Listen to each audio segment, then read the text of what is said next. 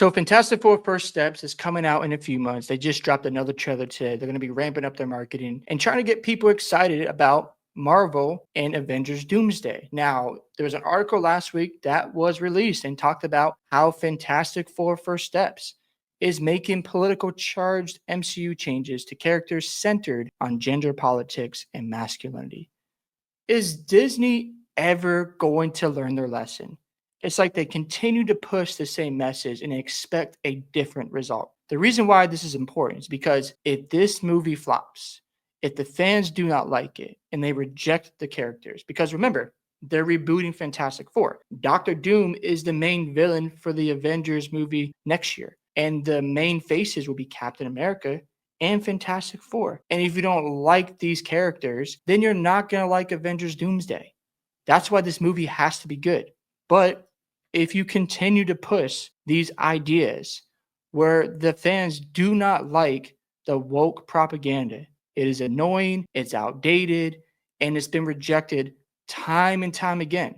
But if Disney wants to keep pushing the audience's buttons, this entire saga of the multiverse, now you're moving to Doctor Doom, it's going to rest in peace very quickly. I can guarantee you that. I think if we get to a point where, like I said, if this movie doesn't do well, then Disney is going to be in a lot of trouble. And then when they don't get the results they're looking for next year because of all the messaging you were spreading, then hopefully Disney Marvel will just sell Marvel, please, because it is annoying. In this quote here from about Johnny Storm and the actor Joseph Quinn, he questioned whether the classic version of the character, the brass woman chasing hotshot Chris Evans that people loved, he said here, he was branded as this womanizing devil may care guy, but is that sexy these days? I don't think so. This version of Johnny is less callous with other people's feelings, and hopefully there's a self-awareness about what's driving that attention-seeking behavior. Come on. We want to see a masculine man. We don't want to see no soy boy. We don't want to see no weak man out there caring about everyone's feelings 24/7. We want to see a strong Johnny Storm, not a weak guy, somebody who's a pushover, somebody who is letting, feminism run the show. That is annoying and people don't like it. Another thing is Vanessa Kirby's Sue Storm. She's portrayed as both pregnant and politically powerful, the head of the Future Foundation architect of global peace. Kirby describes Sue not as a superhero, again, she is a superhero, but as a commentary on modern motherhood and womanhood. So we're going to get lectures about what you should be as a mom and as a woman these days. Again, what are we doing here? She says here that I was obsessed with that chapter of her life, so I wanted to make sure that there were tones of malice in there with her, that she wasn't just a stereotype of a goody, sweet mother. What is wrong with that?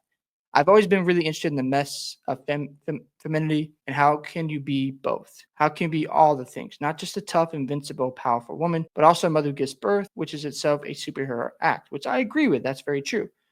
So Sue of old isn't acceptable anymore. Today she must embody everything at once: a maternal figure, a political leader, a complex emotional being, an empowered icon. So if we get the feminism movement where the man is the weaker species and he should be a pushover, and that, Mr. Fantastic isn't the head of the house and not the guy who should make the decisions and she's running everything, that is going to be a disaster. I'm telling you right now, you're going to turn off a lot of your audience. Because remember, Marvel is a boy brand. So you want to make the audience who is mostly masculine, strong men, you want to turn them off? It's not going to work out really well.